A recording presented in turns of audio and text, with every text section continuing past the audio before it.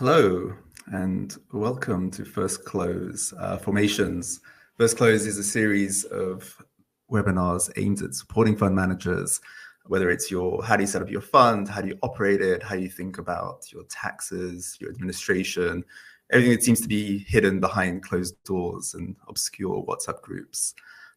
This topic today is really, really dear to my heart. This was something we worked on many years during the Valban days. How do you set up a fund or an SPV in the most efficient way possible? And Europe isn't easy, as we all know, and we're going to learn more about.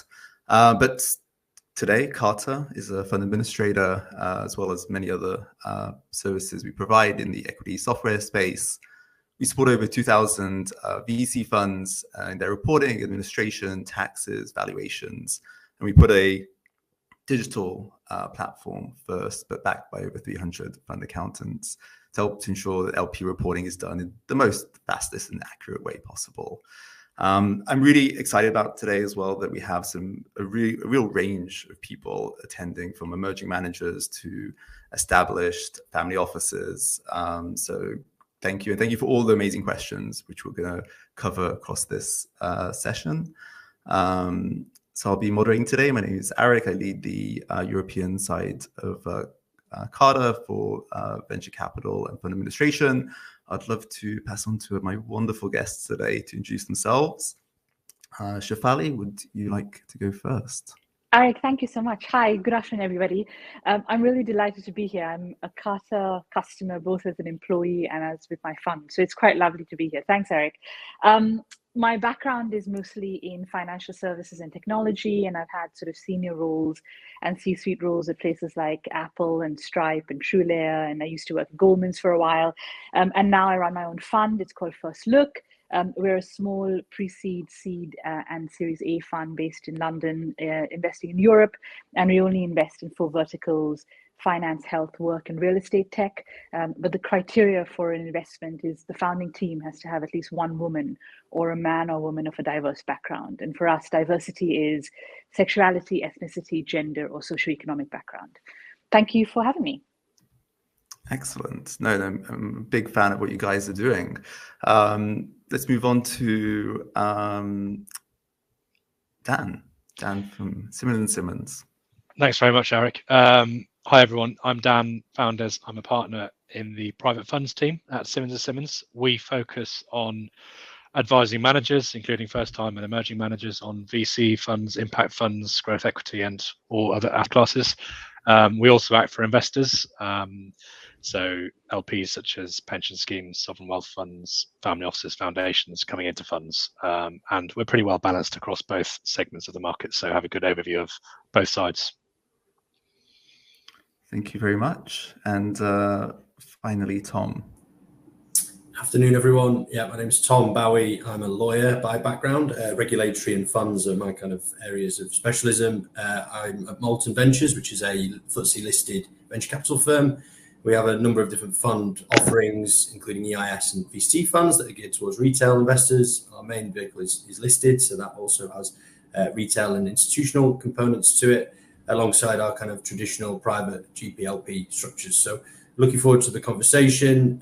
We do a lot on the seed and early stage side of things through our fund of fund program. And to date, we've backed about 80 first time and recurring fund managers across the UK and Europe. So. Excellent, thank you. I think it would be good to maybe start by level setting and making sure we're all speaking the same language, talking about the same things. And I think maybe looking just at the basics of what is a fund. I know that maybe seem like an obvious thing to everyone, but maybe let's start it with the bare bones. Dan, I don't know if you can help us with the basic building blocks, and we'll take it from there. Yeah, sure. So I guess just in terms of breaking down the jargon, when we're talking about a fund, we're talking about an entity or a vehicle that pulls capital from investors. And I think the focus of today is talking about private closed-ended funds. Funds come in all sorts of shapes and sizes. You can have closed-ended or open-ended, by which I mean, if it's open-ended, it's the ability of the investor to redeem. You can have semi-open-ended as well, but I think today we'll focus on closed-ended private funds which have a fixed term or fixed life, normally around 8 to 10 years, or 10 plus 1 plus 1. So that's where we're going to focus, and we can touch later on other trends like evergreen, etc. I thought we'd kick off just talking about fund structure, private fund structure, and jurisdiction and regulatory arrangements, and starting off with a sort of simple base case, which is a UK fund, that we can then build on from there. So a classic structure would be GPLP that Tom cited just now. So the fund, if we're taking a standard UK VC fund vehicle, would be an English limited partnership. It would have investors would come in as limited partners. Investors would have limited liability. That's inherent with the structure, provided they don't involve themselves in the involvement of management. There would be an entity which would be the general partner, normally an SPV, set up by the sponsor. And then we come to think about regulatory arrangements. So if we're dealing with this English limited partnership, this fund vehicle with multiple investors, and it is a fund with multiple investors, we can almost certainly assume it's going to be an AIF, alternative investment fund, for the purposes of AIF and D. And if it's an AIF, it needs an AIFM, so it needs to have an FCA authorised entity, which acts as its fund manager. And that then throws up a number of options. So if the client comes to us and is looking to launch a UK fund, one of the early things to think about is actually who's going to be the manager of this fund vehicle. And there are some options here. I'm just going to quickly go through the options. So just again sticking with UK, then this will play out for the jurisdictions. I mean, option number one is for the client or the sponsor to establish their own AIFM. And even within that, there are a few options. So they could set up their own full scope AIFM, they could set up a small or sub-threshold AIFM, or they could go down the Arveca route, which is a small registered AIFM, which is smaller in scale, focused at sort of VC type investments. Setting up your own AIFM comes with costs and timing implications, so that might not be desirable. So then there's another option, which is for the client or sponsor to think about using a host AIFM, so a third-party service provider provides the sort of the AIFM service, and contracts with the fund, and there is a regulated entity, third-party service provider that provides that function. And then the client might think about being the investment advisor to the fund, to the AIFM, and it could, for example, act as an appointed representative.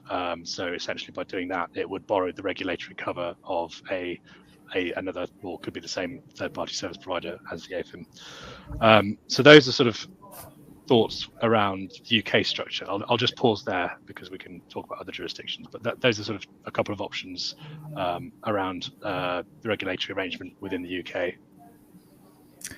Yeah, why can't it just be just simple, right? It feels like a menu at a restaurant trying to work out what's what. And I'm very excited to kind of cover some of those types of structures and those types of regulatory authorizations, because I think will play a big part in terms of the where. And talking about the where, I mean, this was quite a surprising thing for me because we asked questions before maybe it shouldn't surprise me, but we asked questions before this webinar, and I say there's a big spread of people attending, from all the way from an angel all the way through to an established manager, family office and the likes.